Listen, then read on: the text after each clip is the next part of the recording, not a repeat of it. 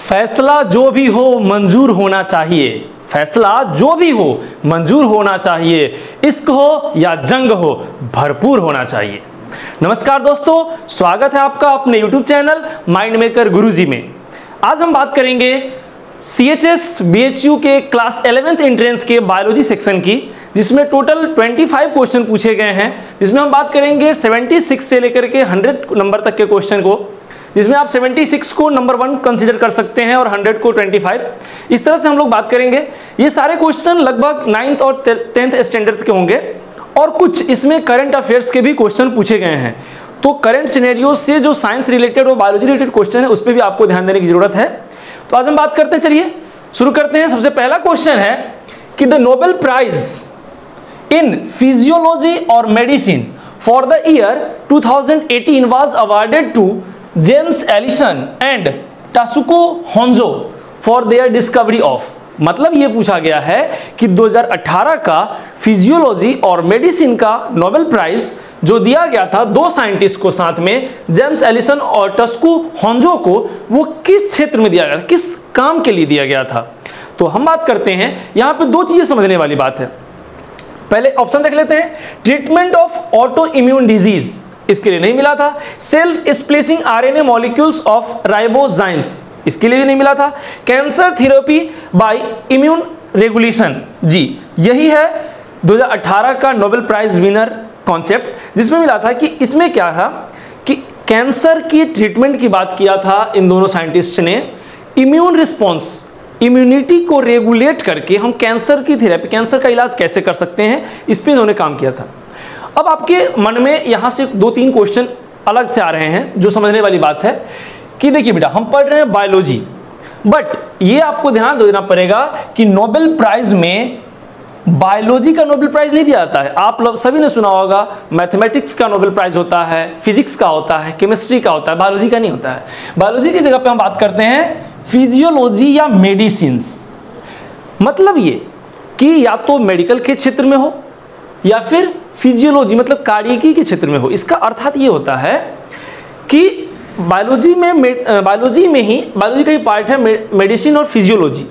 मतलब Nobel prize हम वहां देते हैं जहां पे मानव कल्याण की बात की जा रही हो, ह्यूमन के वेलफेयर की बात की जा रही हो, ह्यूमन के फायदे की बात की जा रही हो। तो ये ध्यान रहेगा कि बायोलॉजी का नोबेल प्राइज नहीं होता है।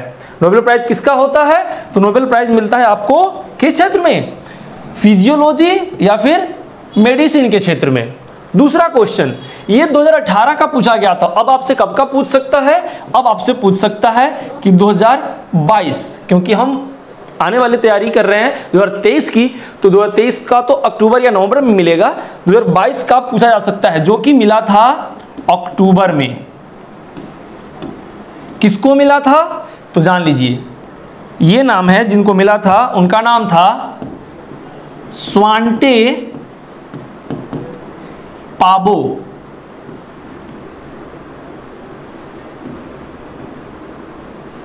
स्वांटे पाबो ये थे स्वीडन के साइंटिस्ट थे। वो भी क्या थे? जेनेटिसिस्ट थे। मतलब मतलब आनुवंशिकी वैज्ञानिक थे वो, जेनेटिसिस्ट थे, जिनको मिला था, स्वीडन के थे, स्वांटे पाबो। इन्होंने क्या काम किया था, किस काम के लिए मिला था, ये भी क्वेश्चन पूछ सकता है। तो ध्यान रहे, इनका काम क्या था? देखिए, इनका काम था, इन्होंने जो रिसर्च पेपर जो पब्लिश किया था, उस रिसर्च पेपर पब्लिशिंग का जो हेडिंग था वो था genomes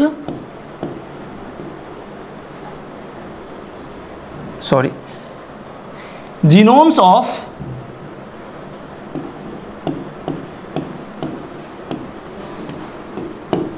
extinct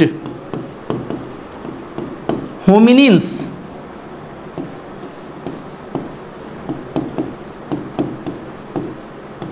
and human evolution।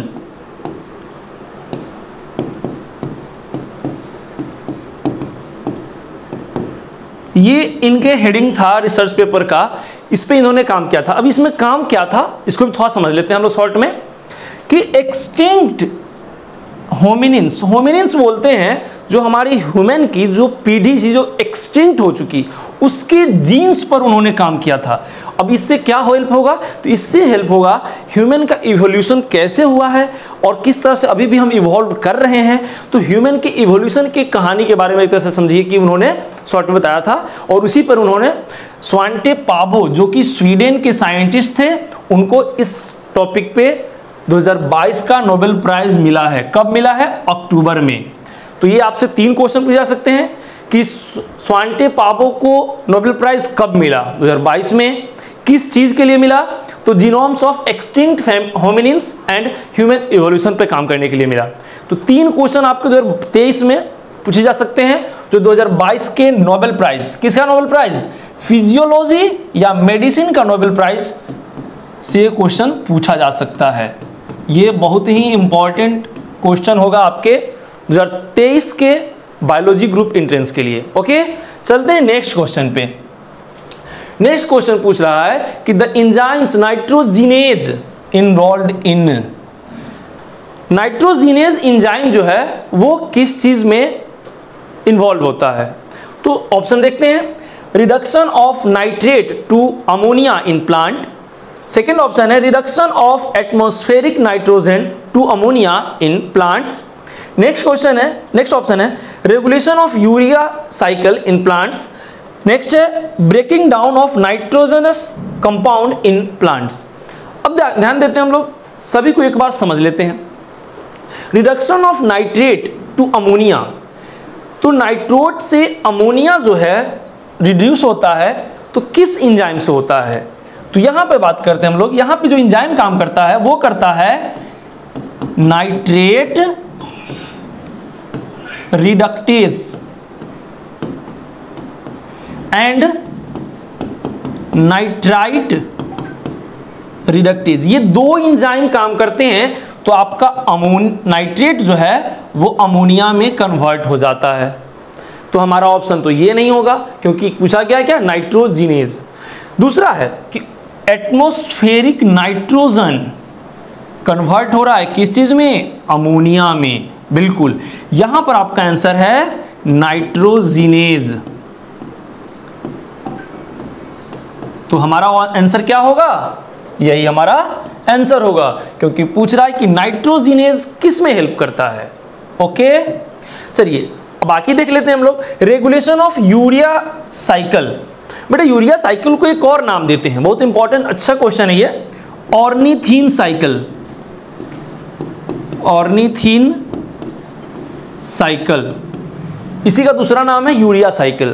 तो यूरिया साइकिल में कौन कौन से एंजाइम्स हेल्प करते हैं, तो ये एंजाइम्स भी हेल्प करते हैं, इसके साथ साथ इसमें हेल्प करते हैं एन एसिटाइल,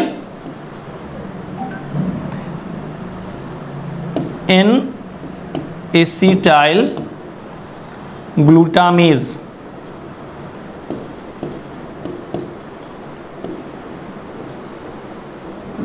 तथा साथ में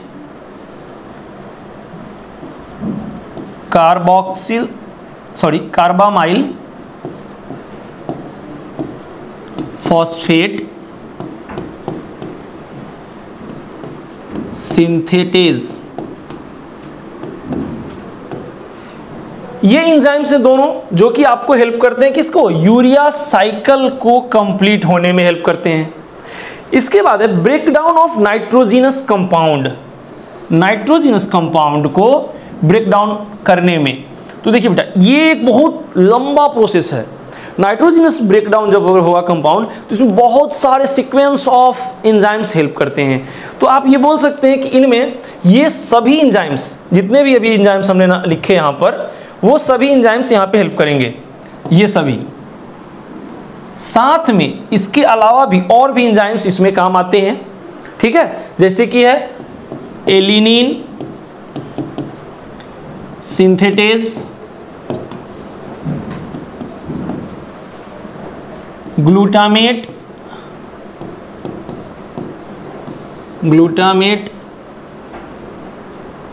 और भी बहुत सारे एंजाइम्स हैं जो इसके अलावा हेल्प करते हैं, क्योंकि ये नाइट्रोजिनस कंपाउंड का जो प्लांट में ब्रेकडाउन है ये एक बहुत लंबा प्रोसेस है और ये बहुत लंबा चलता है। तो इसमें बहुत सारे एंजाइम्स बहुत स्टेप में होते हैं, तो हर एक स्टेप के लिए अलग अलग एंजाइम्स लगते हैं। चलिए नेक्स्ट क्वेश्चन की बात करते हैं हम लोग। नेक्स्ट क्वेश्चन है आपका कि lungs have large number of narrow tubules. अब ये क्या है कि लंग्स के अंदर बहुत पतले और बहुत लार्ज नंबर में कौन से ट्यूब्यूल्स होते हैं। चलिए बात करते हैं, एल्वियोलाई, ब्रोंकाई, ब्रोंक्यूल्स, ट्रैकिया। चलिए इसको थोड़ा समझते हैं पहले, फिर हम ऑप्शन पे आएंगे। देखिए जो हम लोग नसल चैम्बर से अगर हम लोग सांस लेते हैं जब, तो पहले जाता है नेसल चैम्बर, उसके बाद आता है ट्रैकिया, जो सबसे हमारा मोटा पाइप होता है, सबसे जो वाइड पाइप होता है और बहुत लंबा नहीं होता है बट फिर भी, तो ये होता है आपका ट्रैकिया, जो सबसे मेजर पार्ट है आपके रेस्पिरेटरी सिस्टम का। ट्रैकिया जो है टूटता है आगे जाकर, ये क्या है आपका ट्रैकिया, ये टूटता है किस चीज में, ब्रोंक्यूल्स में, सॉरी ब्रोंकस। और जब ब्रोंकस जब जैसे यहां पे क्या है, अब इसके आगे ये लंग्स के अंदर घुस गया आपका पार्ट। अब ये लंग्स के अंदर चला जाता है तो ब्रोंकस जो टूट जाता है बहुत छोटे छोटे ब्रोंक्यूल्स में। तो इसके बाद में टूटता है, ट्रैकिया के बाद टूटा किसमें, ब्रोंकस, ब्रोंकस के बाद टूटता है किसमें, ब्रोंक्यूल्स में। इसके बाद ये टूटता है, देखिए जो सबसे लंबा नेटवर्क है हमारा वो है किस चीज का, ब्रोंक्यूल्स का। और ब्रोंक्यूल्स जो होते हैं वो बहुत नेटवर्क में होते हैं, इसमें आपको प्राइमरी, फिर सेकेंडरी, फिर टर्शियरी ब्रोंक्यूल्स आते हैं। अब ये जो नेटवर्क है ये जाकर के टूटता है लास्ट में किसमें, एल्वियोलर डक्ट, एल्वियोलर डक्ट। और सबसे लास्ट पॉइंट होता है आपका क्या, एल्वियोलस। एल्वियोलस आपका एंड पार्ट है। अब हम ऑप्शन पे आते हैं, एल्वियोलाई, एल्वियोलस को ही प्लूरल फॉर्म में हम बोलते हैं एल्वियोलाई, तो ये तो हमारा ऑप्शन नहीं होगा। ब्रोंकाई, ब्रोंकस का ही प्लूरल फॉर्म है ब्रोंकाई, तो ये भी नहीं होगा। अब बात करते हैं ब्रोंक्यूल्स, बिल्कुल देखिए ब्रोंक्यूल्स सबसे लंबा नेटवर्क है, क्योंकि ब्रोंक्यूल्स फिर फर्दर टूटता है प्राइमरी, सेकेंडरी, टर्शियरी में, तो ब्रोंक्यूल्स जो सबसे लंबा नेटवर्क है। उसके बाद में ट्रैकिया, ये तो एक ही है सिर्फ ये वाला पार्ट, क्लियर।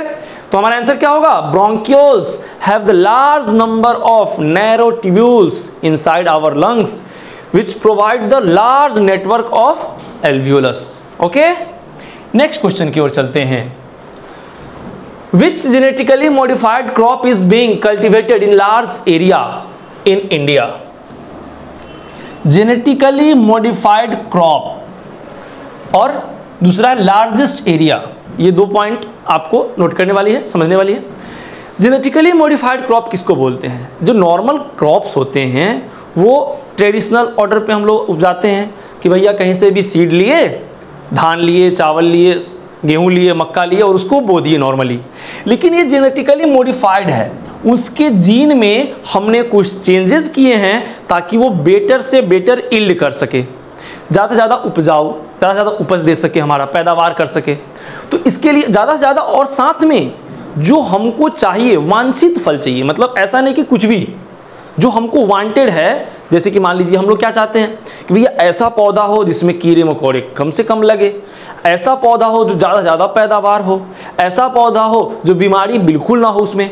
तो ये जेनेटिकली मॉडिफाइड क्रॉप जो है वो इसीलिए बनाया गया ताकि कम से कम बीमार हो पौधा और ज़्यादा से ज़्यादा हमारे लिए पैदावार करे। अब बात करते हैं ऑप्शन पे, बीटी ब्रिंजल, बीटी बैगन, बीटी मेज, बीटी कॉटन, गोल्डन राइस। यहाँ पे एक कॉमन टर्म आ रहा है बीटी, ये क्या है थोड़ा समझ लेते हैं। ये है बेटा बैसिलस थुरिंजिएंसिस,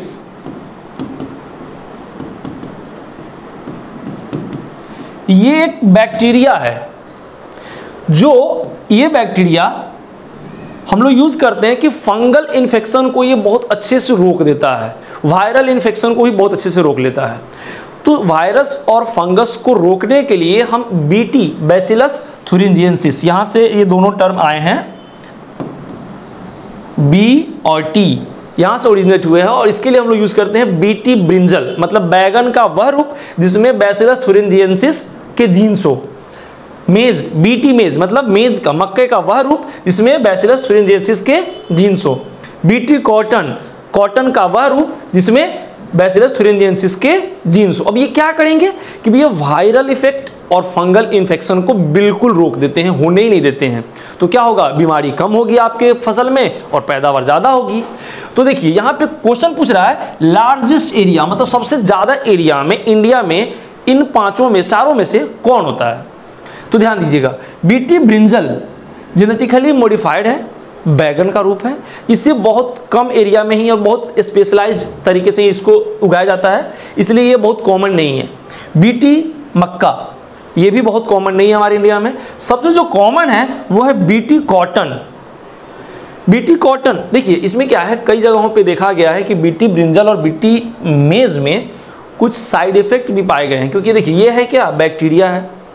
तो बैक्टीरिया अगर उस पार्टिकुलर जीन में ही है तो वो हो सकता है हमें इफेक्ट करे, या कई जगहों पे कई एरिया वाइज इफेक्ट आए हैं इसके, इसलिए ये बहुत ज़्यादा प्रचलन में नहीं आया बीटी ब्रिंजल और बीटी मेज। सबसे प्रचलन में जो वो क्या है, बीटी कॉटन, क्योंकि कॉटन है, रुई है, उसमें अगर बैक्टीरिया को इफेक्ट भी आएगा तो हमारे बॉडी में तो नहीं आएगा ना एटलीस्ट, ठीक है। दूसरा है गोल्डन राइस, ये विटामिन ए रिच राइस है, जो कि ये भी जेनेटिकली मॉडिफाइड है, बट इसकी बहुत ज़्यादा स्कोप मतलब पैदावार नहीं होती है इंडिया में। सबसे ज़्यादा पैदावार जो वो किसका है, बीटी कॉटन का। ओके, अगर अच्छा लग रहा हो आपको वीडियो तो लाइक करिए, कमेंट कीजिए और शेयर कीजिए। अच्छा लग रहा है तो ज़रूर शेयर कीजिएगा, क्योंकि खुशियाँ बांटने से मिलती है, बढ़ती है। ओके, आगे बढ़ते हैं। Yellow colour of urine is, कभी कभी मूत्र का कलर जो होता है वो येलो हो जाता है, ऐसा क्यों होता है, ये पूछ रहा है कि उसका कारण क्या है कि पेशाब का कलर पीला हो जाए। तो ध्यान दीजिए, बात करते हैं बिलीरुबिन यूरोक्रोम। यहाँ थोड़ा सा मिस्टेक है, ये यूरोक्रोम यहाँ पे होगा ही नहीं। हम बात करते हैं, ये है क्या, bilirubin, uric acid, urochrome, creatinine. अब देखिए यहाँ पे इसका जो कलर होता है, यूरिन का कलर जो आता है पीला, वो होता है यूरोक्रोम के कारण। बाकी का क्या रोल है इसे भी समझ लेते हैं। बिलीरुबिन जो है हमारे स्टूल को कलर देता है, मल का जो कलर होता है वो बिलीरुबिन के कारण आता है। ये कहाँ से आता है, अभी ये क्वेश्चन आ रहा होगा। तो बिलीरुबिन जो है लीवर में जब हमारे आरबीसी डेड हो जाते हैं, आरबीसी का वेस्ट है, बिलीरुबिन क्या है, आरबीसी का वेस्ट है, वेस्ट ऑफ आरबीसी, ठीक है। Next uric acid, uric acid का काम क्या होता है, ध्यान दीजिएगा, हर चीज हमारे बॉडी में ना होता है, लेकिन क्या होता है कि कई बार जब उसकी लेवल जब ज़्यादा होने लगती है तो हमारे लिए हानि करता है। तो देखिए यूरिक एसिड जो है अगर कंट्रोल्ड वे में रहेगा, नॉर्मल वे में रहेगा तो हमारे लिए बहुत फ़ायदा करता है। क्या फ़ायदा करता है, ये हमारी इम्यून रिस्पॉन्स को बहुत अच्छा रखता है। ये इम्यून रिस्पॉन्स को अच्छा रखता है, कब, नॉर्मल अगर है हमारे ब्लड में तब। लेकिन अगर ज़्यादा आता है तो फिर क्या करता है, यूरिक एसिड किडनी में स्टोन बनाने लगता है, यही कारण है किडनी स्टोन का। ये आज के डेट में बहुत कॉमन और सबसे ज़्यादा पाए जाने वाले प्रॉब्लम है कि किसी को भी सुनते होंगे अरे किडनी में स्टोन हो गया, पथरी हो गया है, उसके कहाँ हो गया है, तो पथरी हो गया है। तो पथरी जो होता है वो कहाँ से आता है, यूरिक एसिड अगर बॉडी में बढ़ गया तो पथरी हो सकता है। अगर नॉर्मल रेंज में है तो आपकी इम्यून रिस्पॉन्स को कंट्रोल करेगा, मतलब आपकी इम्यूनिटी अच्छी रहेगी। नेक्स्ट है यूरोक्रोम। ये यूरोक्रोम अभी बात किया हमने, क्या, यूरिन का कलर प्रोवाइड करता है। ये कहाँ से आता है, तो ये भी आपके लीवर से रिलीज होता है। नेक्स्ट है क्रिएटिनिन, ये भी बहुत इंपॉर्टेंट पार्ट है, क्रिएटिनिन। देखिए हमारे बॉडी में होता है क्रिएटिन, क्रिएटिन एक क्या है, प्रोटीन है, क्रिएटिन प्रोटीन है जो मसल मेटाबॉलिज्म में हेल्प करता है, मसल मेटाबॉलिज्म में हेल्प करता है। लेकिन जैसे ही इसकी मात्रा ज़्यादा बढ़ने लगती है क्रिएटिन, तो क्रिएटिन का वेस्ट प्रोडक्ट, क्रिएटिन का वेस्ट प्रोडक्ट क्या बनता है? क्रिएटिनिन। और क्रिएटिनिन जब हमारे बॉडी में बढ़ जाता है तो क्या रिलीज करता है? हमारे बॉडी में होता है मसल स्ट्रेन, मसल स्ट्रेन होने लगता है। ठीक है, अब देखिए यहां पे मैंने हर ऑप्शन को मैं बहुत एनालाइज कर रहा हूं ताकि कोई भी ऑप्शन को घुमा फिरा के आपसे क्वेश्चन पूछा जाए कभी भी तो छूटे ना। ठीक है, तो समझ में आ रहा होगा। यूरोक्रोम जो है यूरिन को कलर देता है, यूरिन कलर प्रोवाइड करता है। ओके, आगे बढ़ते हैं हम लोग नेक्स्ट क्वेश्चन की ओर। नेक्स्ट क्वेश्चन आपसे पूछ रहा है which of the following known as anti sterility vitamin, anti sterility vitamin. अब स्टेरिलिटी का मतलब तो समझ रहे होंगे, उसके एंटी मतलब नपुंसकता, लेकिन एंटी, तो एंटी नपुंसकता मतलब आप नॉर्मल सेक्सुअल लाइफ, तो सेक्सुअल विटामिन किसे कहते हैं? इसको हम लोग सेक्स विटामिन भी कहते हैं। इससे क्या होता है समझिएगा। ऑप्शन में है कि which of the following known as anti sterility vitamins, तो एंटी स्टेरिलिटी विटामिन के रूप में किसे जाना था? Vitamin A, vitamin D, vitamin E, vitamin K. तो आपकी बात करते हैं यहाँ पे विटामिन ए, इसको क्या बोलते हैं हम लोग? इसका कॉमन नेम क्या है? इसका कॉमन नेम क्या है आप बता सकते हैं? इसका कॉमन नेम है रेटिनॉल। तो रेटिनॉल किस चीज के लिए रिस्पॉन्सिबल होता है? विजन के लिए। अगर आपके बॉडी में विटामिन ए की मात्रा उचित रूप में है तो आपका विजन कमजोर नहीं होगा, जनरली नॉर्मल आपका विजन अच्छा रहेगा। विटामिन डी, इसको बोलते हैं हम लोग क्या? कैल्सीफेरॉल। ये अगर हमारे बॉडी में नॉर्मल है तो हमारा क्या होगा? Calcium metabolism, calcium metabolism normal रहेगा और कैल्शियम मेटाबॉलिज्म रेगुलेट होता रहेगा तो क्या होगा? हमारा बोन्स जो है वो सही सलामत रहेगा। मतलब ये कि जैसे ही विटामिन डी की कमी होगी कैल्शियम मेटाबॉलिज्म कम पड़ेगा, आपका बोन्स कमजोर हो सकता है। नेक्स्ट है विटामिन ई। तो विटामिन ई कहां पे काम करता है? ये काम, इसका क्या नाम होता है? इसका नाम होता है टोकोफेरॉल, टोकोफेरॉल। और इसका काम क्या होता है? ये दो चीजों में काम करता है। एक होता है एंटीऑक्सीडेंट के रूप में, एंटीऑक्सीडेंट, और दूसरा इसका काम होता है blood flow and blood vessels को स्ट्रांग बनाना। नेक्स्ट विटामिन के, इसका क्या नाम होता है? इसका नाम होता है फाइलोक्विनोन, और इसका जो काम होता है वो होता है कोगुलेशन को कंट्रोल करना।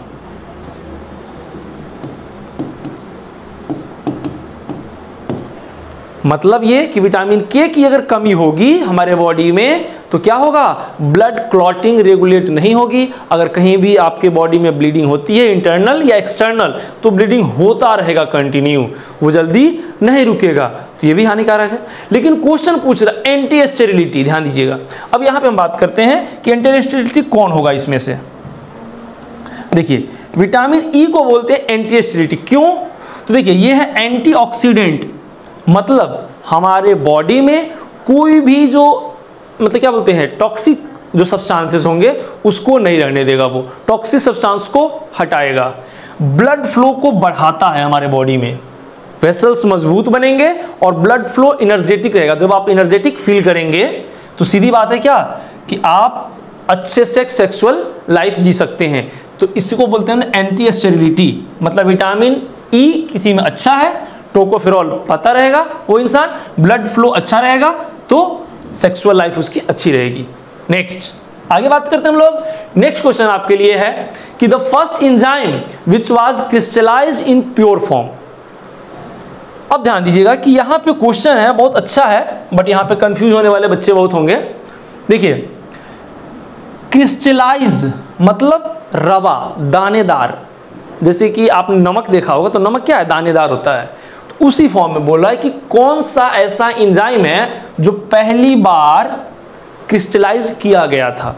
जनरली सारे एंजाइम्स लिक्विड फॉर्म में होते हैं, ठीक है, जनरली सारे एंजाइम लिक्विड फॉर्म में होते हैं। अब यहाँ पे एमाइलेज, कैटलेज, यूरिएज और पेरोक्सीडेज, तो ये सभी जो जनरल अवस्था में पाए जाते हैं, आपको जो नेचुरली मिलेंगे हमारे बॉडी में, तो वो सभी कैसे मिलेंगे, लिक्विड फॉर्म में। तो हम उसको चेंज कर सकते हैं, लिक्विड से सॉलिड बना सकते हैं। लेकिन सॉलिड तो हर चीज़ सॉलिड थोड़ी बनेगा, अगर चाहेंगे तो आप तो सॉलिड के रूप में क्या, रवा के रूप में बन जाएगा, मतलब नमक की तरह बन जाएगा ये, दाने दाने हल्का। तो उसको बोलें कि पहली बार किसको बनाया गया था, तो पहली बार जो बनाया गया था वो यूरिएज को बनाया गया था क्रिस्टलाइज फॉर्म में, ठीक है, और बाकी को भी बाद में बनाया गया, लेकिन पहले सबसे पहले यूरिएज, ठीक है। नेक्स्ट आगे बात करते हैं हम लोग। नेक्स्ट क्वेश्चन है स्पॉट द मिसमैच, गलत मिलान। ध्यान दीजिएगा, मैंने बार बार बोलता हूं मैं एक चीज कि जहां भी गलत क्वेश्चन आपसे पूछा जाए ना, वहां पे गलती होने की ज्यादा चांसेस होते हैं। क्यों? क्योंकि आपसे पूछ रहा है गलत, और आपका ध्यान हमेशा रहता है क्या, सही खोज रहे हो, ऑप्शन में सही खोजना। लेकिन जैसे ही आप इस तरह के क्वेश्चन पूछे जाए, तो जो आपका वर्ड है उसको हाईलाइट कीजिए कि मिसमैच पूछ रहा है, मैच नहीं पूछ रहा आपसे। बात करते हैं अब। सर्टोली सेल्स न्यूट्रिटिव होता है, ग्राफियन फॉलिकल कॉर्पस ल्यूटियम बनाता है, कोरोना रेडिएटा स्पर्म के कांटेक्ट में आता है, लेडिक सेल्स टेस्टोस्टेरोन रिलीज करता है। अब देख लेते हैं कि क्या सही है। तो देखिए, सर्टोली सेल्स जो है वो स्पर्म को न्यूट्रिशन देता है, स्पर्म को क्या देता है, न्यूट्रिशन। तो न्यूट्रिटिव बोल रहा है, तो ये हमारे लिए सही है कि भी ये सही बात है। ग्राफियन फॉलिकल, देखिए जब हम बात करते हैं मेंस्ट्रुअल साइकिल की, और वहां पे जब जो ओवम होता है वो ग्राफियन फॉलिकल से इस तरह से इरेगुलर सेल से घिरा होता है, ओवम होता है बीच में, और ओवम जैसे रिलीज होता है तो जो बच जाता है हमारा ग्राफियन फॉलिकल पार्ट, यही हमारा क्या बन जाता है, कॉर्पस ल्यूटियम। मतलब एक तरह से बोल सकते हैं कि ग्राफियन फॉलिकल का बचा हुआ वेस्ट पार्ट क्या कहलाता है, कॉर्पस ल्यूटियम। तो ये क्या हो जाएगा हमारे लिए कि ये भी सही है कि ग्राफियन फॉलिकल नष्ट होने के बाद में, बर्बाद होने के बाद में क्या बच जाता है, कॉर्पस ल्यूटियम, ये भी सही है। फिर नेक्स्ट है कोरोना रेडिएटा स्पर्म। बेटा ऐसा है कि जब हम ओवम की बात करते हैं, जब हम ओवम की बात करते हैं और ओवम से जब फर्टिलाइजेशन हो रहा होता है, किसका, ओवम है, यहां पर जब फर्टिलाइजेशन होगा स्पर्म का, तो ये जो कांटेक्ट में आता है वो लेयर होता है कौन, जोना पेल्यूसिडा, जोना पेल्यूसिडा। आपको कंफ्यूज करने के लिए दे दिया है कोरोना रेडिएटा। कोरोना रेडिएटा कहां होता है, सेकेंड लेयर होता है। जैसे ही जोना पेल्यूसिडा के टच में आता है आपका क्या, स्पर्म, वैसे ही बाकी सभी स्पर्म हट जाते हैं और वहां पे एक बहुत टफ लेयर बन जाता है, ठीक है। तो कोरोना रेडिएटा के संपर्क में तो आया ही नहीं है स्पर्म, क्योंकि इसके बाद में अब स्पर्म टूट गया, इसका सिर्फ न्यूक्लियस ही अंदर जाएगा, तो इसलिए ये हमारा गलत है। नेक्स्ट है लेडिक सेल्स टेस्टोस्टेरोन। तो बेटा टेस्टिकल्स के अंदर लेडिक सेल, या इसका एक और नाम होता है, ये भी ध्यान दीजिएगा, कभी क्वेश्चन में पूछ ले, इंटरस्टिशियल सेल।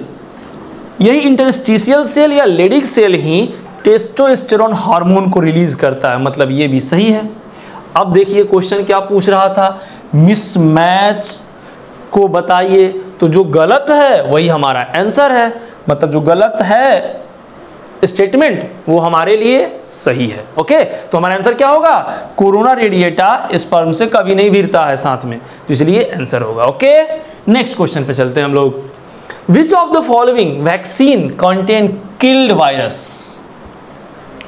वैक्सीन टर्म हम लोग जब बच्चे थे ना तो नहीं समझ पाते थे जल्दी, लेकिन अभी मुझे लगता है कि आप लोग अगर 11th क्लास की तैयारी कर रहे हैं, वैक्सीन टर्म से बहुत परिचित होंगे, क्योंकि जो 2 साल का दौर था ना, इतने वैक्सीन वैक्सीन वैक्सीन नाम सुने हैं हम लोग कि सबके मन में आगे वैक्सीन होता क्या है और वैक्सीन से किया क्या जाता है।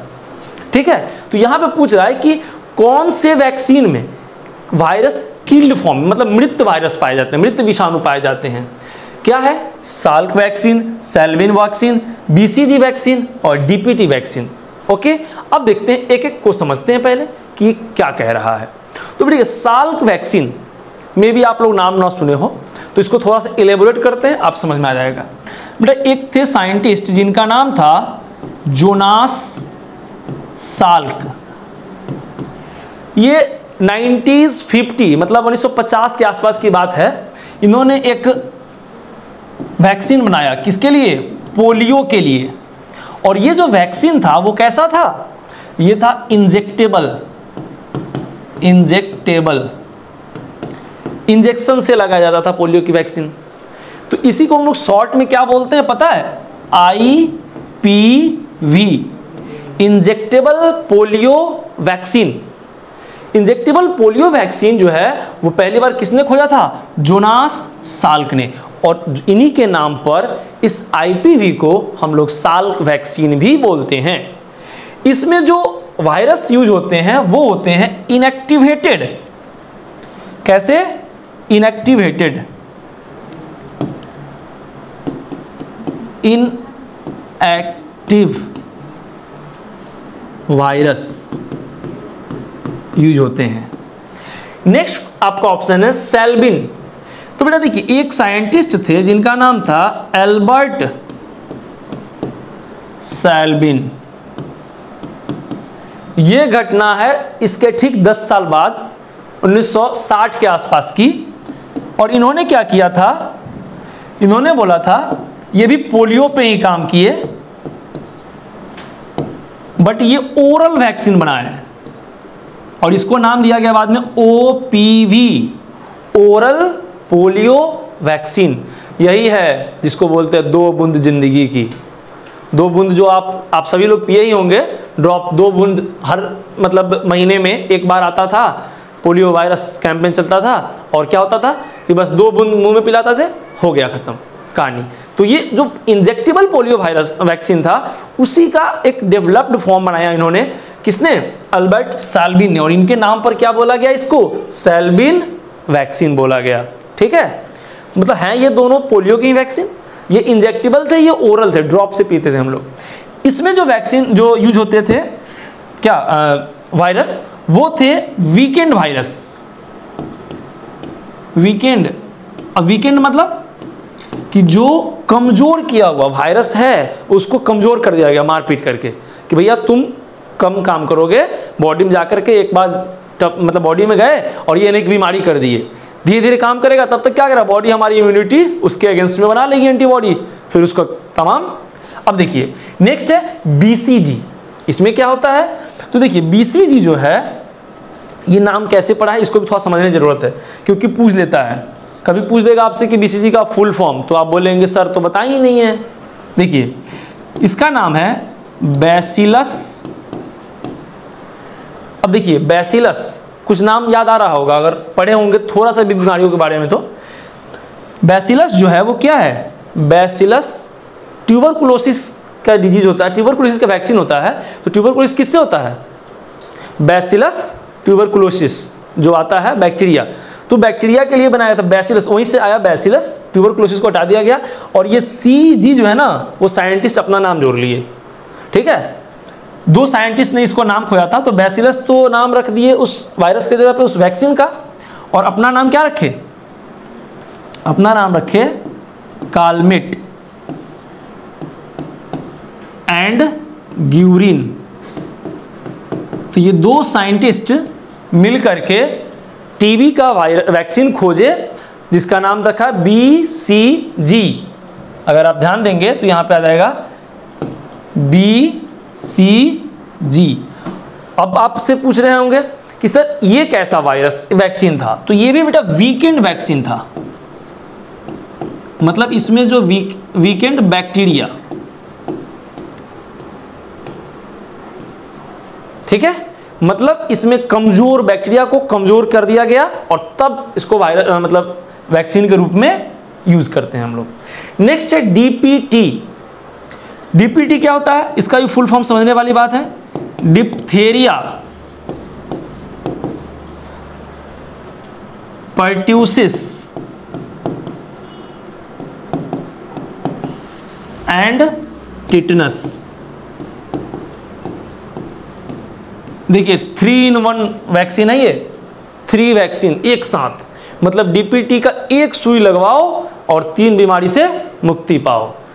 डीपीटी डिप्थीरिया, डिप्थीरिया क्या होता है, गलशोध होता है, गाल के अंदर यहाँ पे जबड़े के पास में दर्द होने लगता है और अंदर में सूजन होने लगती है, खास करके बच्चों में बहुत ज़्यादा कॉमन पाया जाता है ये।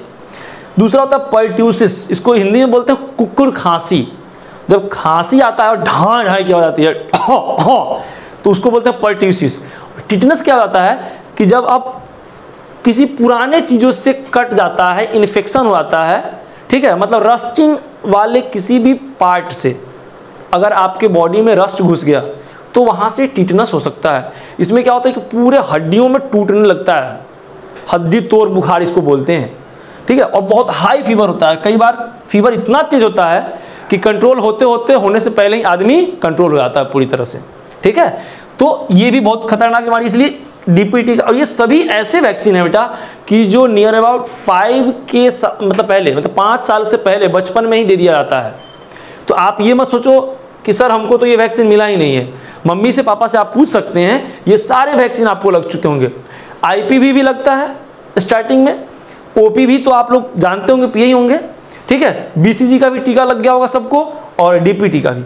अब डीपीटी में क्या होता है, जो वैक्सीन जो यूज होते हैं उसमें जो वायरस यूज होते हैं वो कैसे होते हैं, किल्ड, ठीक है, और एंटी टॉक्सिन यूज होते हैं इसमें, एंटी टॉक्सिन।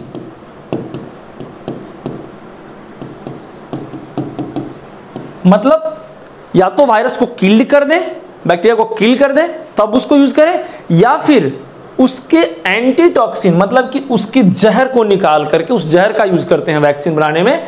तो अब आप खुद बताइए कि क्या पूछ रहा है कि following vaccine contain killed virus. Killed, मृत कौन पाया जाता है, तो इसमें हम बोल सकते हैं क्या कि ये डीपीटी, इसका आंसर होगा डीपीटी। ओके, चलते हैं आगे नेक्स्ट क्वेश्चन की ओर। Enzymes of small intestine remain active. Enzymes of small intestine, small intestine के इंजाइम जो होते हैं वो कितने pH तक एक्टिव होते हैं। तो देखिए बेटा, स्मॉल इंटेस्टाइन में जो pH होता है वो स्लाइटली बेसिक होता है, मतलब 7 से ऊपर। ऐसा माना गया है कि स्मॉल इंटेस्टाइन के अंदर जो pH वैल्यू होती है जनरली 7.4 to 7.5 होती है। अब देख लेते हैं इसके ऑप्शन, 7 से 8, 5 से 6, 3 से 4, 2 से 3। क्या होगा आंसर, सीधी बात है कि 7 से 7.4, 7.5 इसके बीच में आएगा। तो 7 से 8 के रेंज में होता है हमारे स्मॉल इंटेस्टाइन का पीएच। यहाँ से एक क्वेश्चन बहुत इंपॉर्टेंट है, आपसे ये क्वेश्चन पूछ ले कि पूरे एलिमेंट्री कैनाल में, मतलब हमारे पूरे डाइजेस्टिव सिस्टम के अंदर कौन सा कौन से ऑर्गन में सबसे हाईएस्ट पीएच होता है। सबसे हाईएस्ट पीएच किसमें होगा बताइए, स्टमक के अंदर होता है, जान लीजिए। स्टमक के अंदर इसलिए होता है, इसके अंदर होता है 1.5 to 2 मतलब हाईली एसिडिक। इसका कारण आपको पता होगा, याद दिलाने की जरूरत है। HCl रिलीज होता है स्टमक के अंदर, पेट के अंदर HCl रिलीज होता है, तो HCl रिलीज होता है तो क्या होता है, इसीलिए हमारे पेट के अंदर जो इन्वायरमेंट होता है वो बहुत ज़्यादा एसिडिक होता है। इसीलिए कोई भी माइक्रोब्स अगर गलती से भी चला गया ना हमारे बॉडी में, वो जिंदा नहीं रहने वाला है। क्यों, स्टमक तक पहुँचते ही वो एसिड HCl के एसिडिक प्रभाव से वो नष्ट हो जाता है। ठीक है, आगे बढ़ते हैं नेक्स्ट क्वेश्चन की ओर। Which of the following is not a mechanism to increase body temperature? चलिए बात करते हैं। देखिए, अगर आपको अच्छा लग रहा हो वीडियो, कंटेंट समझ में आ रहा हो, इंटरेस्टिंग लग रहा हो, तो ज़रूर शेयर कीजिए बच्चों में, अपने दोस्तों में। और कमेंट जरूर कीजिए कि हाँ आपको क्लास कैसा लग रहा है, ताकि हम और इम्प्रूव कर सके, आपके लिए और अच्छे से अच्छी वीडियो बना सके। और इस तरह से हम लोग का सीक्वेंस चल रहा है, जो सीरीज चल रहा है PYQ सीरीज, वो आगे और बढ़ता रहेगा। अभी हम आज बात कर रहे हैं 2019 के बायोलॉजी एंट्रेंस एग्जामिनेशन में पूछे गए BHU CHS 11th क्लास के। तो इस तरह से आप लोग, और अच्छा लग रहा हो तो शेयर भी कीजिए दोस्तों में, कमेंट कीजिए, लाइक कीजिए। इसी तरह से और भी अपडेट आप चाहते हैं कि BHU CHS से रिलेटेड हर एक क्लास से 6th, 9th और 11th क्लास से रिलेटेड एडमिशन, क्वेश्चंस, किसी भी तरह की इंफॉर्मेशन के लिए आप प्ले स्टोर से एक ऐप डाउनलोड कर सकते हैं जिसका नाम है माइंड मेकर गुरुजी। माइंड मेकर गुरुजी ऐप डाउनलोड करेंगे, आपको वहां पे हर एक अपडेट मिलेगी BHU CHS से रिलेटेड। ठीक है, आगे बढ़ते हैं हम लोग। नेक्स्ट क्वेश्चन पूछा है कि which of the following not a mechanism, not, ध्यान दीजिएगा, मैं बार बार बोलता हूं, जहां भी निगेटिव क्वेश्चन पूछा जाता है आपसे, तो निगेटिव क्वेश्चन के लिए क्या है, उसको हाईलाइट करना जरूरी है। तो negative, not a mechanism of increasing body temperature. Question पूछ रहा है कि हम ऐसा क्या करते हैं, हमारे बॉडी में ऐसा क्या करते हैं जो बॉडी टेम्परेचर बढ़ता है, लेकिन यहां पे क्या पूछ रहा है, नॉट, कौन सा ऐसा मैकेनिज्म है जिससे बॉडी टेम्परेचर नहीं बढ़ सकता है। ओके, आगे बढ़ते हैं हम लोग। Increased metabolism, vasodilation, shivering, pillow erection, पीला इरेक्शन है यहाँ पे, सॉरी पिलो इरेक्शन होगा। अब देखिए, मेटाबॉलिज्म इंक्रीज होगा तो क्या हीट बढ़ेगी, हमारी बॉडी का टेम्परेचर बढ़ेगा। देखिए सिंपल सा कॉन्सेप्ट समझा रहा हूं, आप खुद बताइएगा इसका आंसर क्या होगा। जैसे मान लीजिए कि जब देखिएगा आप कोई भी मशीन, चाहे वो आपका मोबाइल हो, चाहे वो मोटर हो, चाहे वो कोई भी मशीन हो, देखिए बहुत ज़्यादा देर जब चलता है तो अपने आप देखिए हीट रिलीज करने लगता है, वो मशीन हीट उठाता है। हमारा बॉडी भी एक मशीन की तरह काम करता है। तो क्या है, जब हमारे बॉडी में बहुत ज़्यादा मेटाबॉलिज्म होगा, मतलब अंदर में क्रियाएं चलेंगी, रिएक्शंस चलेंगे, तो क्या होगा, हीट तो बढ़ ही जाएगी। तो क्या होगा, इंक्रीज मेटाबॉलिज्म। अब मेटाबॉलिज्म इंक्रीज करने से क्या होगा, हमारे बॉडी का टेम्परेचर राइज करेगा, बिल्कुल राइज करेगा। दूसरा है वैसोडाइलेशन। वैसोडाइलेशन का मतलब होता है कि हमारे ब्लड वेसल्स डायलेट कर जाएं, वाइड हो जाएं। अब देखिए कि अगर आप नॉर्मल 1 इंच पाइप से आपके फ्लो हो रहा हो, मान लीजिए हल्का कम अगर पानी आप खोलते हैं नल से, प्रेशर बहुत तेज आता है। आप अगर पूरा खोल देते हैं तो प्रेशर कम हो जाता है। क्यों? क्योंकि प्रेशर कम जब होगा तो उसके जो अंदर पाइप्स हैं वो गर्म नहीं होंगे। जब पाइप गर्म नहीं होगा तो बॉडी गर्म नहीं होगा। तो यहाँ पे क्या है, वैसोडाइलेशन, वाहिका का प्रसरण, ब्लड वेसल्स, अगर मान लीजिए इतना क्षेत्र है, इससे जो पानी निकलेगा और इससे जो पानी निकलेगा अमाउंट तो वही होगा, तो क्या होगा, इसमें इजीली मूव करेगा ना बेटा। लेकिन अगर वैसो कॉन्स्ट्रिक्शन होता तो वहां पे क्या होता, गर्म हो जाता हमारा बॉडी। लेकिन वैसोडाइलेशन है तो क्या होगा, आपका बॉडी लो रहेगा। ओके, चलिए आगे।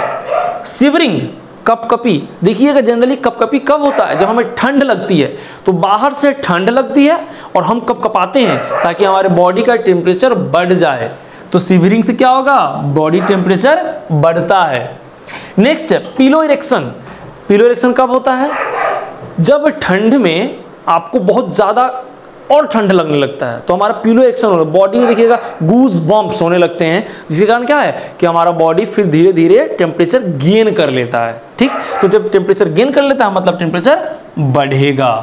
तो क्वेश्चन क्या आ गया फिर कि not a mechanism to increase body temperature. देखिए इससे भी टेम्परेचर बढ़ रहा है, इससे भी बढ़ रहा है, इससे भी बढ़ रहा है, घट किससे रहा है, वैसोडाइलेशन। यहां पे अगर वैसो कंस्ट्रिक्शन होता तो क्या हुआ, वैसो कंस्ट्रिक्शन से हमारी बॉडी टेम्परेचर बढ़ती है, लेकिन वैसोडाइलेशन से बॉडी टेम्परेचर बढ़ेगी नहीं बल्कि नॉर्मल रहेगी या फिर घटेगी। ओके, आगे बात करते हैं। Next question, the hormones that increases the heartbeat if present in higher concentration। मतलब वो कौन सा हार्मोन है जिसके बढ़ने से हमारे बॉडी में हार्ट बीट तेज हो जाता है। चलिए, तो बेटा हार्ट बीट का बढ़ना पूछ रहा है, हार्मोन पूछ रहा है और उसके हायर कॉन्सेंट्रेशन, किस हार्मोन के बढ़ने से हमारा हार्ट बीट तेज धड़कता है, कैसे होता है। पहला question, adrenaline, insulin, calcitonin, glucagon. तो देखिए इसका आंसर जो है वो है एड्रीनलिन, क्योंकि एड्रीनल ग्लैंड से रिलीज होता है एड्रेनलिन, और इसको हम लोग बोलते हैं क्या, स्ट्रेस या इमरजेंसी हार्मोन। क्या बोलते हैं, इमरजेंसी हार्मोन।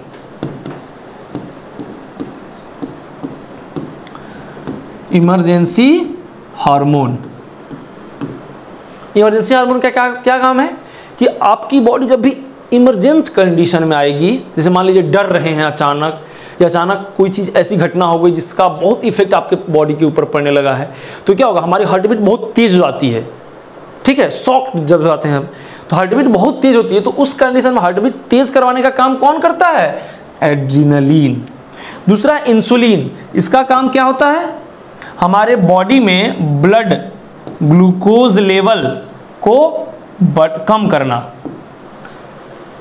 ग्लूकागॉन का क्या काम होता है, इसके अपोजिट ब्लड ग्लूकोज लेवल को बढ़ाना। ये दोनों अगर आपके बॉडी में, हमारे बॉडी में मेंटेन रहेंगे, आपको कभी भी हाइपरग्लाइसेमिया या हाइपोग्लाइसेमिया, मतलब कि जिसको डायबिटीज कहते हैं, वो कभी नहीं होगा। ये दोनों अगर हार्मोन बैलेंस रहेंगे। नेक्स्ट है कैल्सिटोनिन, ये क्या काम करता है, हमारे बॉडी में कैल्शियम मेटाबॉलिज्म को कंट्रोल करता है, ठीक है। ध्यान दीजिए, एड्रेनलिन रिलीज होता है कहाँ से, एड्रीनल ग्लैंड से। इंसुलिन रिलीज होगा कहाँ, पैंक्रियाज से। ग्लूकागॉन भी पैंक्रियाज से रिलीज होता है, और कैल्सिटोनिन जो है वो होता है आपके थायराइड ग्लैंड से। ओके, चलते हैं हम लोग आगे नेक्स्ट क्वेश्चन की ओर।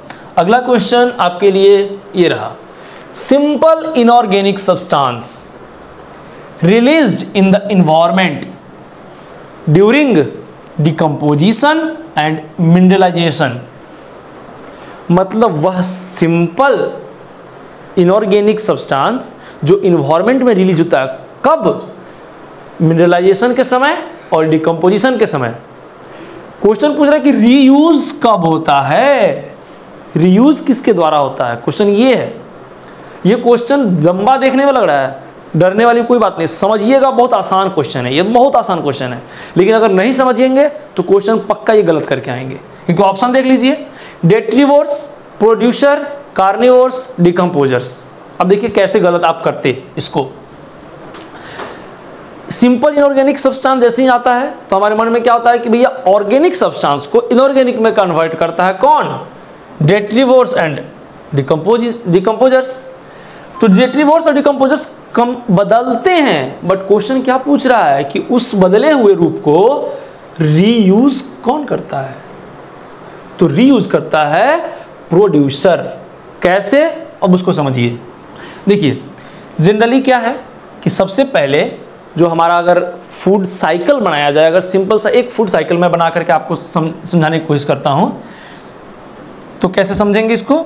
देखिए सबसे पहले क्या है, प्रोड्यूसर मतलब प्लांट्स। प्लांट्स को कौन खाएगा, कोई भी कंज्यूमर, ठीक है, कोई भी कंज्यूमर। तो क्या वो ऑर्गेनिक सब्सटेंस को इनऑर्गेनिक में कन्वर्ट करता है, वहां पे नहीं। हम लोग जो लेते हैं उसको कॉम्प्लेक्स से सिंपल में कन्वर्ट कर देते हैं। और कंज्यूमर को कौन खाता है, डिकम्पोजर। क्या डिकम्पोजर को प्लांट खाता है, तो ये प्रोड्यूसर मतलब प्लांट। डिकम्पोजर को प्लांट खाता है, नहीं। डिकम्पोजर से जो रिलीज होता है कन्वर्टेड फूड मॉलिक्यूल्स, मतलब जो रिलीज्ड इनऑर्गेनिक सब्सटेंस को, क्योंकि ये तो क्या हुआ, प्रोड्यूसर से कंज्यूमर में गया फूड का, और कंज्यूमर जो कि अब कंज्यूमर का मतलब जैसे कि जो उसको उपभोक्ता हैं, जो भी एनिमल्स है बड़े बड़े, वो सभी क्या होंगे, डेड हो जाएंगे जब, और उनके बॉडी में जो ऑर्गेनिक सब्सटेंस है उस ऑर्गेनिक सब्सटेंस को क्या होगा, कन्वर्ट करेगा कौन, डिकम्पोजर्स और डेट्रीवोर्स। डेट्रीवोर्स कन्वर्ट करते हैं किस चीज में, इनऑर्गेनिक सब्सटेंस के रूप में, वो रिलीज कर देंगे जमीन में, फिर से सॉइल में, फिर सॉइल से रीगेन कौन करता है? प्रोड्यूसर्स। इसलिए हमारा आंसर क्या है? प्रोड्यूसर्स। देखिए क्वेश्चन के लैंग्वेज पे मत जाइए, उसके कॉन्सेप्ट को समझिए कि क्या कहना चाह रहा है वो, ठीक है। तो इसलिए आंसर क्या है हमारा कि प्रोड्यूसर। उसको रीयूज कौन करता है? उस सिंपल ऑर्गेनिक कंपाउंड को, प्रोड्यूसर्स। ओके, आगे बढ़ते हम लोग नेक्स्ट क्वेश्चन की ओर। Which one of the following is not a bio fertiliser?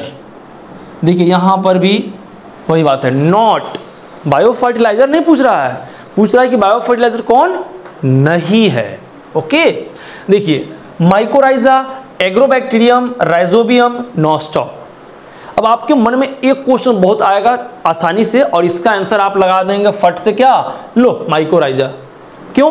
क्योंकि बाकी सभी क्या है? बैक्टीरिया है, और माइकोराइजा एक फंगस है।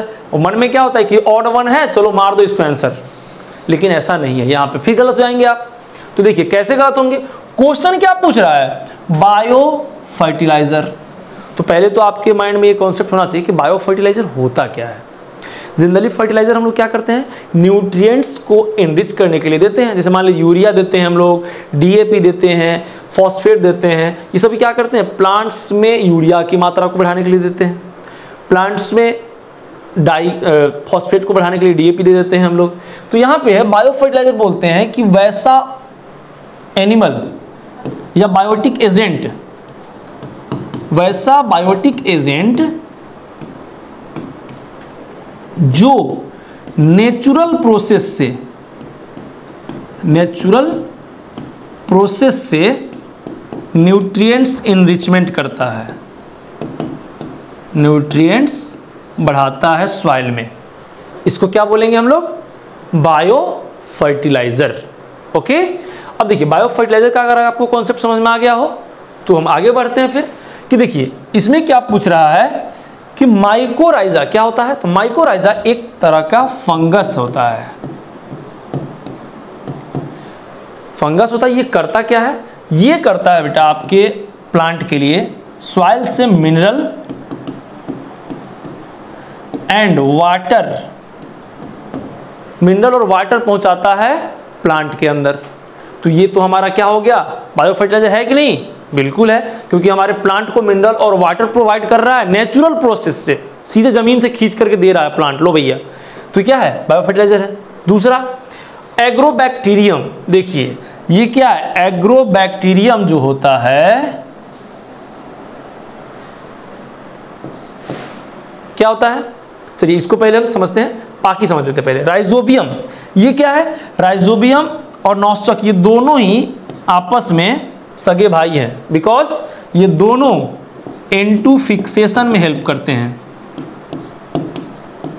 दोनों किस में काम करते हैं? नाइट्रोजन के फिक्सेशन में, मतलब एटमॉस्फेरिक नाइट्रोजन पकड़ते हैं और बोलते हैं लो प्लांट भैया खा लो। तो ये हो गया क्या? ये भी बायो फर्टिलाइजर हो गया।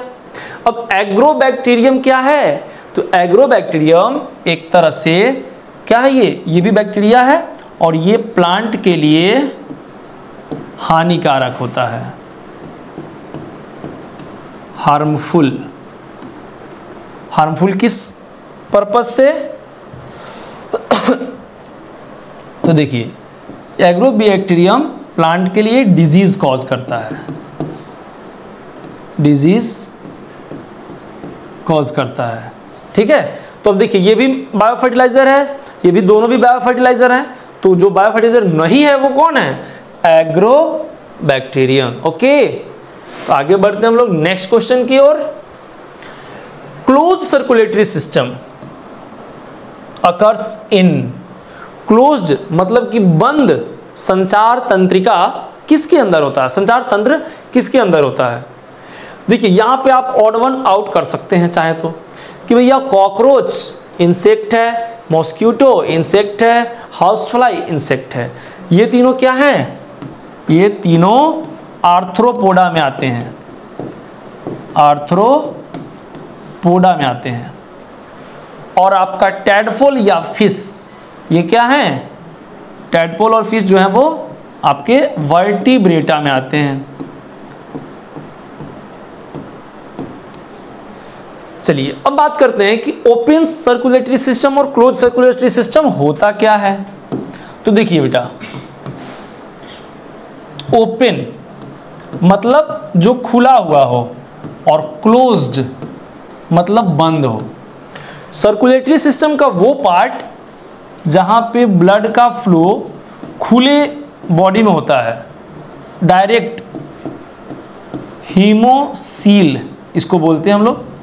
हीमोसील मतलब कि खुले, जो बॉडी का जो आपका नॉर्मल पैक है उसमें हो रहा है, तो उसको बोलते हैं हम लोग हीमोसील। और हीमोसील में जब होता है तो कोई बंद नली नहीं है, कोई बंद वेसल्स नहीं है, इसलिए इसको बोलते हैं open circulatory system. Close circulatory system क्या होता है कि जब आपका जो ब्लड वेसल्स का फ्लो है वो किसी पार्ट से दूसरे पार्ट तक क्लोजली हो रहा है। जैसे हार्ट से टिश्यू में गया, टिश्यू से हार्ट में कैसे जाता है, तो ब्लड वेसल्स के थ्रू, ब्लड कैपिलरीज के थ्रू, आर्टरी और वेन्स के थ्रू। तो ये क्या है, क्लोज।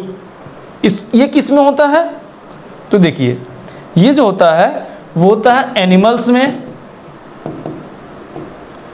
हायर एनिमल्स में होता है, ठीक है। मतलब कि वर्टिब्रेट्स में होता है क्लोज सर्कुलेटरी सिस्टम, और ओपन सर्कुलेटरी सिस्टम किसका होता है, जितने भी नॉन वर्टिब्रेट्स हैं,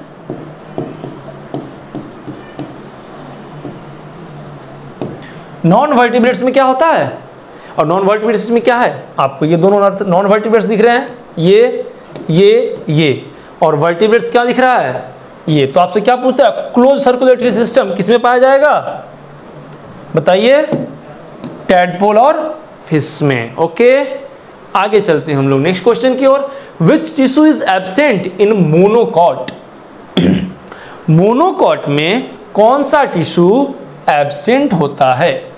चलिए ध्यान दीजिए, प्लांट की इवोल्यूशन की बात कर लेते हैं हम लोग। सबसे पहले आता है एल्गी, उससे डेवलप होता है तो बनता है ब्रायोफाइटा, ब्रायोफाइटा से डेवलप होता है तो बनता है टेरिडोफाइटा,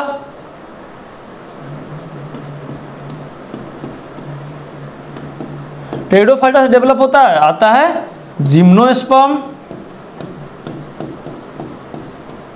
जिम्नोस्पर्म से डेवलप होता है तो एंजियोस्पर्म। अब देखिए एंजियोस्पर्म ये तो आपको पता होगा, लेकिन एंजियोस्पर्म में भी डिवीजन एंजियोस्पर्म्स के अंदर दो क्लासेस हैं, एक है मोनोकॉटिलिडनी एंड दूसरा है डाइकॉटिलिडनी। तो आपके मन में आ रहा होगा कि सर इन दोनों में सबसे पहले कौन आया था। देखिए ये जो है हमारा इवोल्यूशनरी सीक्वेंस इसी तरह से है, सबसे प्रीमिटिव एल्गी है और सबसे एडवांस एंजियोस्पर्म है। एंजियोस्पर्म में जो प्रीमिटिव है मोनोकॉट है और एडवांस डाइकॉट है। मतलब आज के डेट में जो सबसे एडवांस पौधे होंगे वो कौन होंगे, डाइकॉट होंगे, और सबसे जो प्रीमिटिव पौधे होंगे वो मोनोकॉट होंगे। तो यहाँ पे क्या पूछ रहा है कि कौन सा टिश्यू नहीं पाया जाता है, किसमें, मोनोकॉट में। क्वेश्चन ये बन ही नहीं सकता है कि विच one is absent in dicot, dicot में सब पाया जाता है, ठीक है। तो कॉलेनकाइमा एक जो टिश्यू है वो मोनोकॉट में नहीं पाया जाता है, वो डाइकॉट में पाया जाता है। बाकी तीन जो हैं क्लोरेनकाइमा, पैरेनकाइमा, ये दोनों तो एक पैरेनकाइमा के एग्जाम्पल है, और स्क्लेरेनकाइमा, जैसे कि परमानेंट टिश्यू होते हैं वो तीन टाइप के होते हैं, पैरेनकाइमा, स्क्लेरेनकाइमा, कॉलेनकाइमा। तो कॉलेनकाइमा मोनोकॉट में पाया ही नहीं जाता है, प्रीमिटिव है, ये सबसे एडवांस टिश्यू है प्लांट्स के अंदर, ठीक है। तो डाइकॉट में पाया जाएगा, बाकी में नहीं। चलते हैं आगे नेक्स्ट क्वेश्चन की ओर। Which one is micronutrients for crop. अब देखिए बात करते हैं हम लोग माइक्रोन्यूट्रिएंट्स किसके लिए, क्रॉप्स के लिए। तो देखिए बात करते हैं कि माइक्रोन्यूट्रिएंट्स और मैक्रोन्यूट्रिएंट्स होता क्या है, पहले इसको समझ लेते हैं। देखिए माइक्रो न्यूट्रिएंट्स एंड मैक्रोन्यूट्रिएंट्स। देखिए माइक्रो और मैक्रो किसे कहते हैं, इसे समझना जरूरी है। माइक्रो को बोलते हैं बेटा कि जिसको बहुत कम जरूरत हो, इसको हम लोग माइनर एलिमेंट भी बोलते हैं, माइनर एलिमेंट ऑफ प्लांट। और इसको हम लोग क्या बोलते हैं, मेजर एलिमेंट ऑफ प्लांट, क्योंकि इसकी मात्रा जो होती है वो 0 से 10 माइक्रोग्राम पर केजी अगर रिक्वायरमेंट है तो बोलते हैं हम माइक्रो न्यूट्रिएंट्स। लेकिन अगर रिक्वायरमेंट 10 माइक्रोग्राम पर केजी से ज़्यादा है तो उसको बोलते हैं हम लोग मैक्रो न्यूट्रिएंट्स। अब ये जितने भी हमारे पास न्यूट्रिएंट्स है प्लांट्स को चाहने वाले, तो उसको बांटा गया है, कौन कौन से हैं जरा उसको देख लेते हैं हम लोग।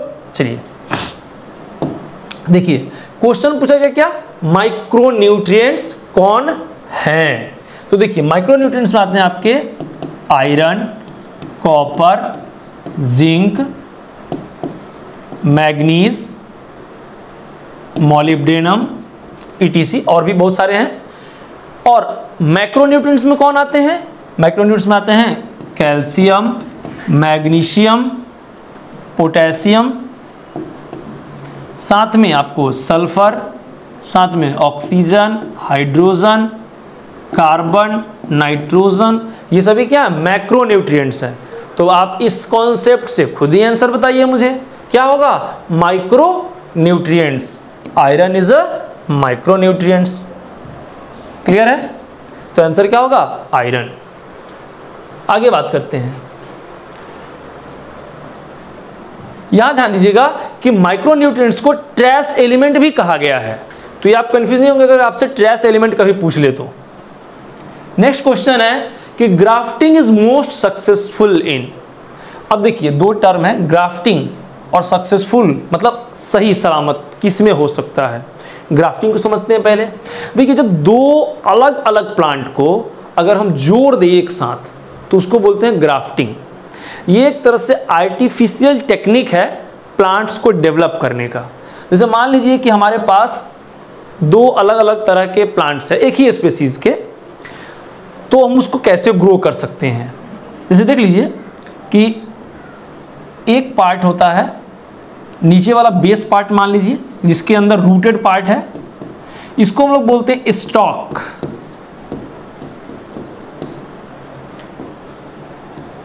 STOL के स्टॉक। और जो अपर पार्ट है इसको बोलते हैं हम लोग सियोन। दो अलग अलग तरह के हम लोग प्लांट को जोड़ दिए। अब देखिए जैसे मान लीजिए कि कोई ऐसा प्लांट है जो हमारे मान लीजिए कि बनारस की जगह पे, बनारस में बहुत अच्छा फल फूल रहा है, ठीक है, मतलब डेवलप हो जा रहा है बट फल नहीं दे रहा अच्छा से। लेकिन वही प्लांट किसी दूसरे जगह मान लीजिए बॉम्बे में या कि मान लीजिए अमेरिका में वो अच्छा से फल दे रहा है, बट यहाँ का एनवायरनमेंट उसको सूट नहीं करता है, यहाँ के एनवायरनमेंट वो अच्छे से न्यूट्रिशन नहीं ले रहा है। तो क्या करेंगे हम लोग, यहाँ का पौधा मान लीजिए वो कोई आम है, आम का पार्ट है मान लीजिए ए आम जो यहाँ पे ग्रो कर रहा है बट फल नहीं दे रहा है। कोई बी आम है जो अमेरिका में बहुत अच्छे फल दे रहा है बट यहाँ ग्रो ही नहीं कर पा रहा है। तो क्या करेंगे, वहाँ के पार्ट को कट करेंगे, ऊपर से जोड़ेंगे और नीचे वाला पार्ट यहीं का रहेगा। क्यों, क्योंकि यहाँ के लिए अडेप्टेबल है ए पार्ट हमारा, तो ए पार्ट अडेप्टेबल होगा, बी पार्ट उससे न्यूट्रिशन गेन करेगा, ठीक है, और ये क्या बनेगा, आपके लिए अच्छा सा फल देगा ये पौधा, ठीक है। तो ये जो होता है जनरली किस में होता है, डाइकॉट्स में बेटर तरीके से हो सकता है, मोनोकॉट्स में हो ही नहीं सकता है। इसका कारण क्या होता है समझने की जरूरत है, क्योंकि कारण समझ लेंगे तो फिर आप इसको कभी नहीं भूलेंगे। देखिए मान लीजिए कि ये हमारा प्लांट है, ठीक, इस प्लांट को हमने कट किया तो ऐसे आपको गोल दिखाई देगा। चलिए एक मान लेते हैं कि ये है हमारा क्या, डाइकॉट, ये है आपका मोनोकॉट प्लांट और ये है आपका डाइकॉट प्लांट। देखिए इसके अंदर जो जाइलम और फ्लोएम होते हैं वो उसकी अरेंजमेंट के कारण ग्राफ्टिंग पॉसिबल है और ग्राफ्टिंग नहीं पॉसिबल है। मोनोकॉट में क्या होता है कि जो जाइलम और फ्लोएम होते हैं ना वो यत्र तत्र फैले होते हैं इधर उधर, और जो डाइकॉट में होते हैं अरेंज होते हैं एक सीक्वेंस में, ऐसा नहीं कि कहीं भी पड़ गए गिर गए। ये मान लीजिए कि अगर जाइलम है तो फ्लोएम होंगे कैसे, अरेंज्ड वे में होंगे।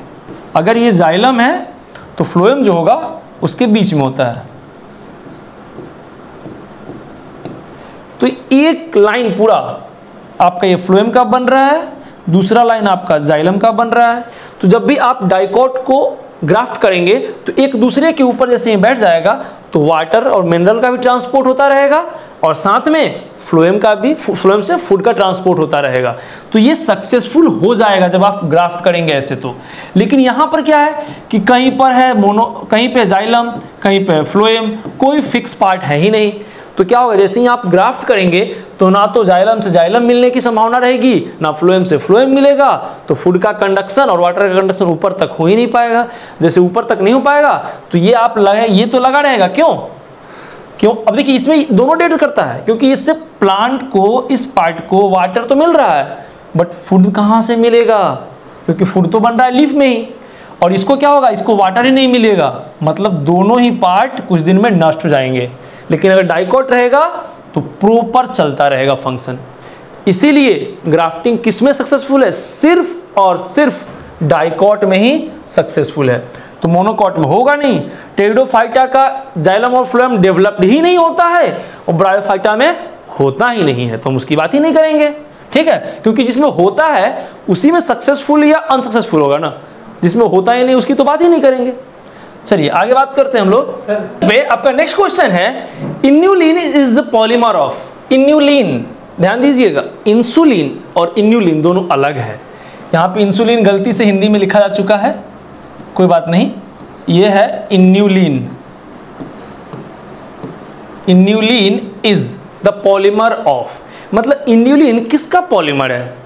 तो देखिए इन्यूलिन जिस तरह से आपने पढ़ा होगा सेलुलोज, स्टार्च, ये भी एक तरह से पॉलीसेक्राइड्स हैं, मतलब कार्बोहाइड्रेट के बहुत कॉम्प्लेक्स मॉलिक्यूल हैं। उसी तरह से इन्यूलिन जो हमारे बॉडी में पाया जाता है ये बहुत ही कॉम्प्लेक्स कार्बोहाइड्रेट है। और अब बात करते हैं कि ये क्या होता है। तो देखिए यहाँ पे हम बात कर रहे हैं फ्रुक्टोज। फ्रुक्टोज क्या है, एक पॉलीसेकेराइड है, पॉलीसेकेराइड है। डाइसेकेराइड नहीं हो सकता है inulin. Amino acid, amino acid होगा तो ये तो प्रोटीन बन जाएगा, फैटी एसिड तो फैट बन जाएगा। ये मैंने क्या बोला कि ये एक तरह का कार्बोहाइड्रेट है और ये बना होता है फ्रुक्टोज।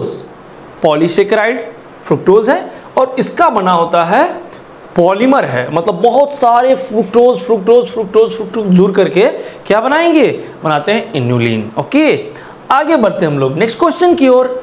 आपका नेक्स्ट क्वेश्चन है, the aged erythrocytes are destroyed by. Aged, aged का मतलब है कि जिसकी उम्र अब खत्म होने वाली, मतलब वृद्ध।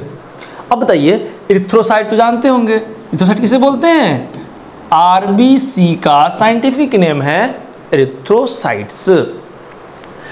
रेड ब्लड सेल्स, मतलब एरिथ्रोसाइट्स जब एज हो जाती है, जब मतलब पूरी तरह से जब मैच्योर हो जाता है तो वो कहाँ जाता है, डिस्ट्रॉयड कहाँ होता है। तो चलते हैं इसको समझते हैं थोड़ा अच्छे से। देखिए एरिथ्रोसाइट्स जो होते हैं आरबीसी, एरिथ्रोसाइट्स लगभग 120 दिन, लगभग 120 दिन के बाद में वो डिस्ट्रॉयड हो जाते हैं। किसके द्वारा, मैक्रोफेज सेल्स होते हैं, मैक्रोफेज। देखिए फेज का मतलब ही PHASE, फेज जहां भी होता है उसका मतलब तो खाने वाला, ठीक है, मतलब राक्षस जो जिसको सब कुछ खा जाए। तो मैक्रोफेज मतलब बहुत बड़ा सेल। हमारे बॉडी में कुछ ऐसे सेल्स होते हैं, बहुत बड़े सेल्स होते हैं और दूसरे सेल्स को नष्ट कर देते, दूसरे सेल्स को खा जाते हैं। ठीक है, तो यहाँ पे क्या एरिथ्रोसेल्स को कौन खाता है, मैक्रोफेज सेल्स। लगभग कितने दिनों बाद, 120 दिनों बाद। तो सवाल उठता है कि मैक्रोफेज सेल कहाँ पाया जाता है, जहाँ पाया जाता है वहीं पे एरिथ्रोसाइट्स जाएगा मरने के लिए। तो कहाँ पाया जाता है, मैक्रोफेज सेल पाया जाता है स्प्लीन में, लीवर में और बोन मैरो में।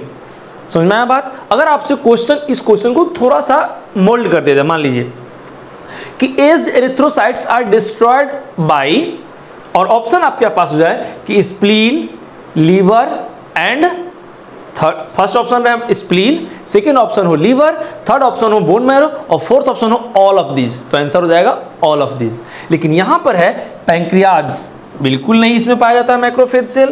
किडनी, इसमें भी नहीं पाया जाता है।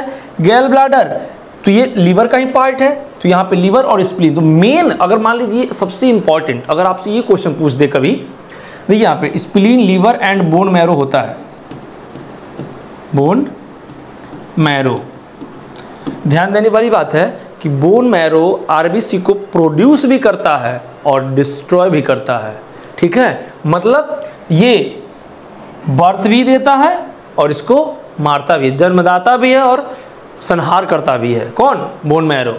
तो ध्यान दीजिएगा, spleen, liver and bone marrow, सबसे जो प्राइमरी फैक्टर है डिस्ट्रॉय का काम करता है कौन? स्प्लीन। ठीक है, उसके बाद में लीवर और सबसे कम डिस्ट्रॉय करता है बोन मैरो। अगर सीक्वेंस पूछा जाए तो सबसे ज़्यादा स्प्लीन, इसको हम लोग बोलते हैं डिस्ट्रॉयर, इसको बोलते हैं कब्रगाह, हिंदी में बोलते हैं आरबीसी का कब्रगाह। किसको बोलते हैं? स्प्लीन को, क्योंकि मरने के बाद में वहीं पे स्टोर होता है। ओके, आगे बढ़ते हैं हम लोग। आप लोगों को हमारा कंटेंट अच्छा लग रहा हो तो कमेंट कर जरूर बताइएगा कि कैसा पढ़ा रहे हैं, आपको कैसा लग रहा है, और अगर अच्छा लग रहा हो तो शेयर जरूर कीजिएगा। क्यों? क्योंकि खुशियां बांटने से बढ़ती है। अब देखिए, which is the most abundant protein on the earth? Earth पे क्वेश्चन है, अर्थ पे सबसे ज्यादा पाया जाने वाला प्रोटीन कौन सा है? ठीक, अब देखिए कि जितने भी आपके पास यहाँ पे दिए हुए हैं ये सभी प्रोटीन है कहीं ना कहीं से। क्वेश्चन है casein protein, collagen protein, rubisco, ध्यान दीजिएगा, रूबिलोज, रिबुलोज, बिस फॉस्फेट कार्बोक्सिलेज, इसको शॉर्ट में बोलते हैं रूबिस्को। नेक्स्ट है फॉस्फोइनॉल पाइरुवेट कार्बोक्सिलेज, इसको बोलते हैं पीईपी। ठीक है, अब देखिए क्वेश्चन पूछ रहा है कि कौन सा प्रोटीन है इन सभी में जो पूरे अर्थ पे सबसे ज्यादा मात्रा में पाया जाता है, मतलब उससे ज्यादा प्रोटीन नहीं है कोई भी। तो ये है रूबिस्को, रिबुलोज, बिस फॉस्फेटेज कार्बोक्सिलेज, जो प्रोटीन है वो दुनिया में सबसे ज़्यादा पाया जाता है। अब आपके मन में आ रहा होगा कि सर सबसे ज़्यादा पाया जाता है तो आखिर आता कहाँ से है? तो देखिए आता है कहाँ से, तो देखिए ये आता है बेटा carbon dioxide, sorry carbon fixation से आता है। कहाँ से आता है? कार्बन फिक्सेशन से। जब कार्बन डाइऑक्साइड फिक्स होकर के हमारे प्लांट्स यूज करते हैं तब प्रोड्यूस होता है कौन? रूबिस्को। और समझ सकते हैं कि कार्बन डाइऑक्साइड इतनी मात्रा में हमारे एनवायरनमेंट में है कि अगर उससे कोई चीज़ प्रोड्यूस किया जाए तो बहुत ज़्यादा मात्रा में तो होगी ही। कैसीन प्रोटीन, इसको बोलते हैं हम लोग मिल्क प्रोटीन। क्या बोलते हैं? Milk protein. जैसा कि आप जानते ही हैं कि दुनिया में मिल्क की कमी है तो प्रोटीन की भी कमी ही रहेगी ना। आगे कोलाजन प्रोटीन, इसको बोलते हैं बेटा मस्कुलर स्ट्रक्चर प्रोटीन, बॉडी में हमारे पाया जाता है स्ट्रक्चर प्रोटीन। ठीक है, ये पाया जाता है कहाँ पे? मसल्स। मसल्स में, मसल्स का जो स्ट्रक्चर और बोन्स के जो स्ट्रक्चर होते हैं, मसल्स और बोन्स में पाए जाते हैं कोलाजन प्रोटीन, जो कि हमारे बॉडी को एक शेप, एक पार्टिकुलर स्ट्रेंथ, एक पार्टिकुलर साइज प्रोवाइड करते हैं। नेक्स्ट है आपका फॉस्फोइनॉल पाइरुवेट, ये आपको प्लांट मेटाबॉलिज्म के दौरान मिलता है। किसके दौरान मिलता है? प्लांट मेटाबॉलिज्म के दौरान।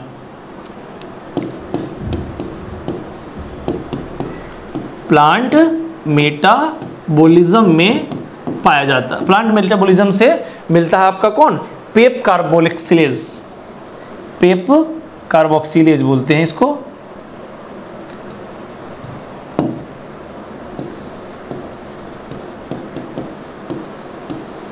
ठीक है, आगे बढ़ते हैं हम लोग नेक्स्ट क्वेश्चन की ओर। In which of the following lysozyme is present in a trace amount?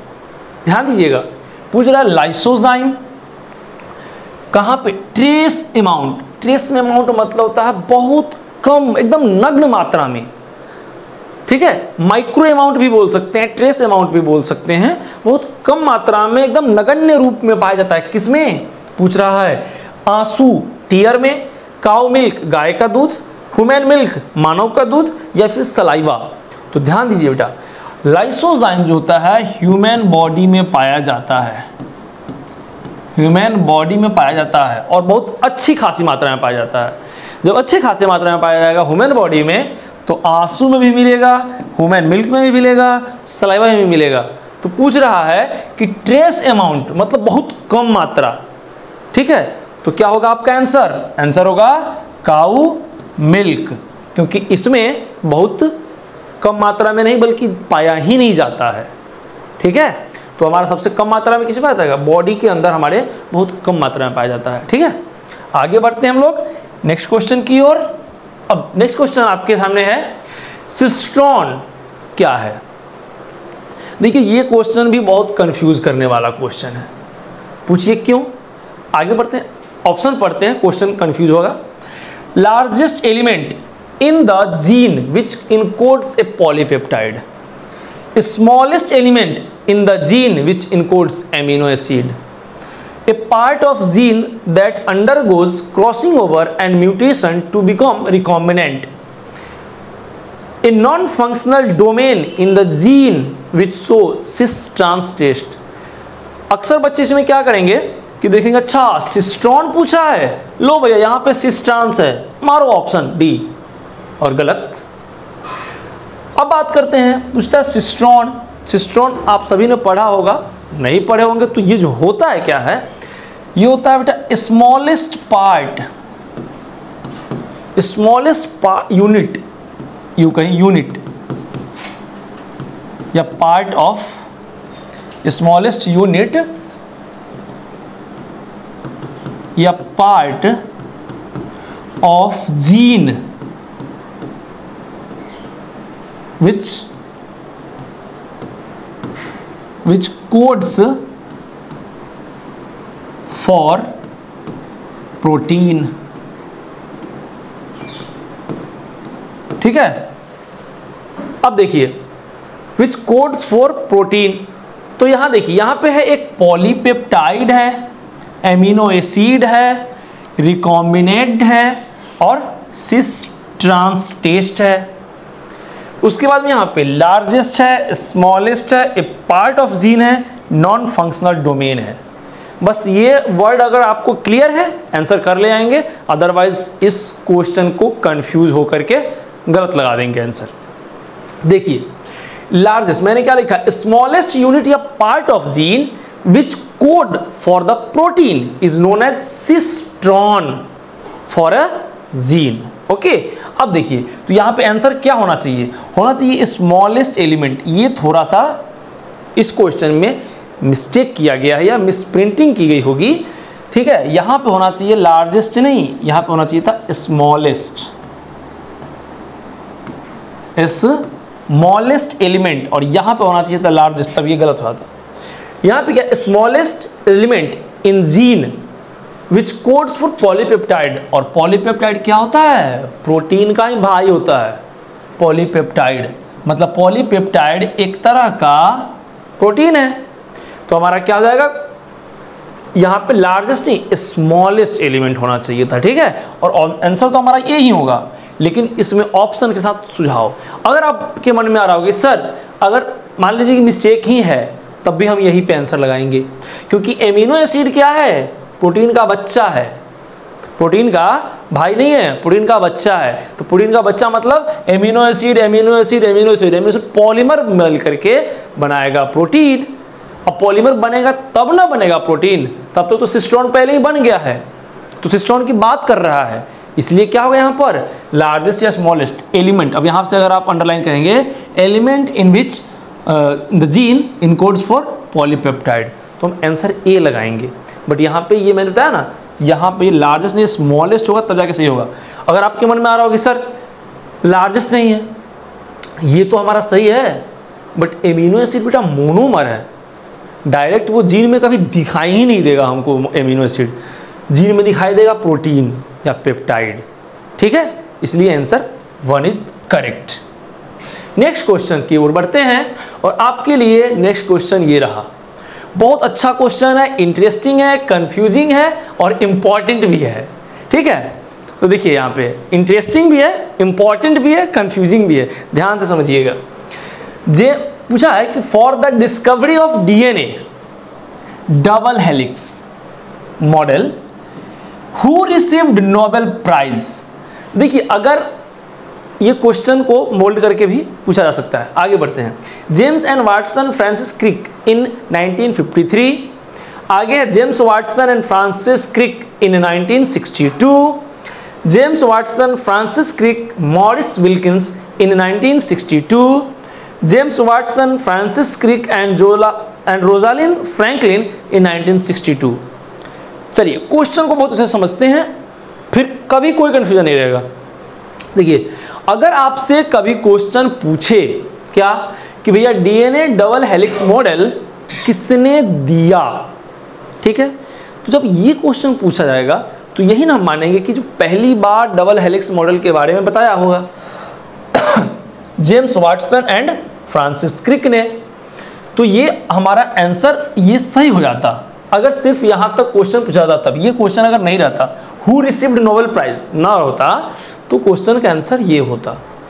ठीक है, क्योंकि James Watson and Francis Crick ने 1953 में ही डबल हेलिक्स मॉडल दे दिया था डीएनए का। डबल हेलिक्स मॉडल यही वाला है जो दोहरी संरचना, दो द्विनित संरचना है जो आपके डीएनए का, उसको बोलते हैं double helix model of DNA. तो ये दिया था किसने? वाटसन एंड क्रिक ने दिया था। कब? 1953 में। बट क्वेश्चन है कि नोबेल प्राइज किसे मिला? तो बेटा नोबेल प्राइज जब मिला था ना, उस समय मॉरिस विल्किंसन ने भी इस काम में बहुत हेल्प किया था और ये 1962 में मिला था। इसलिए आपका आंसर क्या होगा? James Watson, Francis Crick and Maurice Wilkinson ने 1962 में पाया था डीएनए के डबल हेलिक्स मॉडल पे काम करने के लिए। और डीएनए में अब आपके मन में आ रहा होगा कि सर जब वाटसन और क्रिक ने डीएनए का डबल हेलिक्स मॉडल दे दिया तो फिर ये उसमें क्या कर दिए? देखिए क्या होता है ना, कोई भी काम को फाइनल टच करना हो अगर, तो अगर आप फाइनल टच करते समय भी अगर कोई आदमी आ गया तो उसका भी आप क्या बोलते हैं, उसके भी आपको काम को देखना पड़ेगा। तो यहाँ पे वही हुआ था कि डीएनए डबल हेलिक्स मॉडल को तो इन्होंने दे दिया, लेकिन उसको इलेबोरेट नहीं कर पा रहे थे, लोगों के बीच समझा नहीं पा रहे थे लोगों को। तो उसको इजी, बहुत वेरीफाइड जो किया था वो उनके क्या था, मॉरिस विल्किंसन ने करवाया था 1962 में। इसलिए 1962 का नोबेल प्राइज किस चीज़ के लिए याद होगा आपको? फर्स्ट, आज के ही फर्स्ट क्वेश्चन में हम लोग बात किए थे, बायोलॉजी का नोबेल प्राइज नहीं मिला होगा इनको, किसी का नोबेल प्राइज मिला होगा? नोबेल प्राइज फॉर फिजियोलॉजी या medicine, Nobel prize for physiology या मेडिसिन ऑफ द ईयर 1962 किसको मिला? Watson, Crick and Wilkins. ठीक है, ध्यान रहेगा। आगे बढ़ते हैं नेक्स्ट क्वेश्चन और आज के लिए last question. The term biomagnification refers to जैव आवर्धन।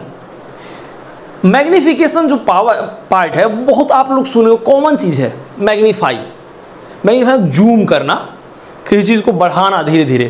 जैसे हम लोग कैमरा में क्या होता है, जूम करते हैं तो क्या होता है, कोई चीज बढ़ते जाता है। इसको हम लोग एक और टर्म देते हैं, इसका नाम देते हैं बायो एम्प्लीफिकेशन। ये क्या होता है? तो जैसे मैग्नीफाई करते हैं देखने के लिए, सुनने के लिए एम्प्लीफाई करते हैं। एम्पलीफायर का यूज करते हैं क्या, जब आवाज को बढ़ाना होता है। तो उसी तरह से बोलते हैं यहाँ पे बायो मैग्निफिकेशन या बायो एम्प्लीफिकेशन बोलते हैं। इसमें होता क्या है कि कोई भी टॉक्सिक नॉन बायोडिग्रेडेबल सब्सटेंस अगर नेक्स्ट फूड चेन में हर एक नेक्स्ट लेवल में बढ़ता चला जाए, जैसे उदाहरण के लिए कि मान लीजिए कि कोई टॉक्सिक सब्सटेंस है, मान लीजिए डीडीटी, एक सबसे बेस्ट एग्जांपल ले रहे हैं जो बायोमैग्निफिकेशन में आज के डेट में बहुत मतलब ये बहुत निगेटिव प्रकोप इसका पड़ रहा है हमारे समाज पे। तो डीडीटी मान लेते हैं कि डीडीटी किसी प्लांट में चला गया, ठीक है। मान लीजिए कि कोई प्लांट है, तो एक बकरा अगर आपके आसपास में है तो वो मान लीजिए अपने ज़िंदगी भर में 1000 प्लांट खाया है, और हर एक प्लांट के अंदर अगर 10-10 ग्राम भी डीडीटी था तो उस बकरे में कितने डीडीटी आ जाएंगे? 10-10 ग्राम, और अगर 1000 से जोड़ा जाए तो 10,000 ग्राम डीडीटी उस पार्टिकुलर बकरे के अंदर आ गया। और आप और हम मिल करके ज़िंदगी भर में कितने बकरे खा जाएंगे? मान लीजिए 10, तो 10,000 ग्राम। अब ये 10,000 ग्राम एक साथ तो हम लोग नहीं खाएंगे, तो वो मैग्नीफाई होता चला जाएगा कि वो 10,000 जो ग्राम डीडीटी था वो जितने लोग खाए उतने लोगों में वो डिस्ट्रीब्यूट हुआ 10 के मल्टीपल में। तो ये बायोमैग्निफिकेशन होता है कि किसी भी टॉक्सिक सब्सटेंस का जो बायो नॉन डिग्रेडेबल है, मतलब कि वो नष्ट नहीं होने वाला, वो बढ़ते चला जाएगा, वो एक्यूमुलेट होता चला जाता है। इसी को बोलते हैं बायोमैग्निफिकेशन या बायो एम्प्लीफिकेशन। मतलब मैग्नीफाई हो रहा है वो चीज़, किस रूप में? तो बायोलॉजिकल फॉर्म में, नेक्स्ट चेन टू चेन। तो इसलिए हम इसको क्या बोलते हैं? बायोमैग्निफिकेशन। अब आते हैं ऑप्शन पे, increase in the growth of microorganism in human body due to contaminated food consumption. मतलब माइक्रो ऑर्गेनिज्म बढ़ जाता है ह्यूमन बॉडी में कॉन्टामिनेटेड फूड बढ़ने से। तो भैया ये तो बढ़ ही नहीं रहा है, माइक्रो ऑर्गेनिज्म तो नहीं बढ़ रहा है। Increase in the concentration of non biodegradable pollutants. बिल्कुल पॉल्यूटेंट्स है, क्यों? क्योंकि वो तो जब नॉन बायोडिग्रेडेबल है, नष्ट होगा ही नहीं इस दुनिया में, तो पॉल्यूटेंट्स ही मानेंगे। As they pass through food chain, मैंने अभी बताया ना कि फूड चेन के अकॉर्डिंग हर एक नेक्स्ट लेवल में 10% बढ़ेगा, ठीक है। Next, sudden increase in the size and population. तो साइज पॉपुलेशन में तो बढ़ेगा ही नहीं। Increase in environmental degradation, environment में लॉस होगा, इन्वायरमेंट का हमारा इकोसिस्टम का ही लॉस हो रहा है, ये भी नहीं होगा। तो आगे क्या है? Increase in the growth of, sorry आगे क्या है कि increase in the concentration, concentration बढ़ता चला जाता है। हर एक नेक्स्ट लेवल में 10% का एक्सटेंशन होता है, बढ़ जाता है 10%। नॉन बायोडिग्रेडेबल है तो वो कभी खराब नहीं होगा, कभी खत्म नहीं होगा। आपके बॉडी में बकरे में था, बकरे से हमारे बॉडी में आया, अगर मान लीजिए हमें कोई शेर खा गया तो शेर के बॉडी में बढ़ जाएगा फिर 10% एक्स्ट्रा। तो इसको बोलते हैं बायोमैग्निफिकेशन, जो किसका होता है? नॉन बायोडिग्रेडेबल पॉल्यूटेंट्स का होता है। कैसे होता है? थ्रू फूड चेन होता है, ठीक है। और किसी से कॉन्सेंट्रेशन बढ़ने से होता है। तो यहाँ पे देखिए बायोमैग्निफिकेशन से आपका 3 क्वेश्चन सॉल्व हो जाता है कि बायोमैग्निफिकेशन क्या है, ठीक है, किसके थ्रू, वो कैसा होता है सब्सटेंस, तो नॉन बायोडिग्रेडेबल पॉल्यूटेंट्स होता है। कैसे फैलता है? तो थ्रू फूड चेन। ओके, तो आज के लिए हम लोग इतने ही पे खत्म करते हैं, ठीक है। आपको आगे और भी अपडेट चाहिए BHU CHS से रिलेटेड, तो आप हमारे YouTube चैनल माइंड मेकर गुरुजी को जरूर सब्सक्राइब करें, और लेटेस्ट सब कुछ अपडेट मिलेगा आपको BHU CHS से रिलेटेड। तो आप प्ले स्टोर से जाकर के माइंड मेकर गुरुजी ऐप डाउनलोड कर सकते हैं। और अच्छा लग रहा हो आपको कंटेंट वीडियो तो लाइक कीजिएगा, सब्सक्राइब कीजिएगा, शेयर कीजिएगा, और अच्छा लगे तो दोस्तों में जरूर बांटिएगा, ताकि खुशियां बांटने से बढ़ती है। ओके, थैंक यू एंड नमस्कार।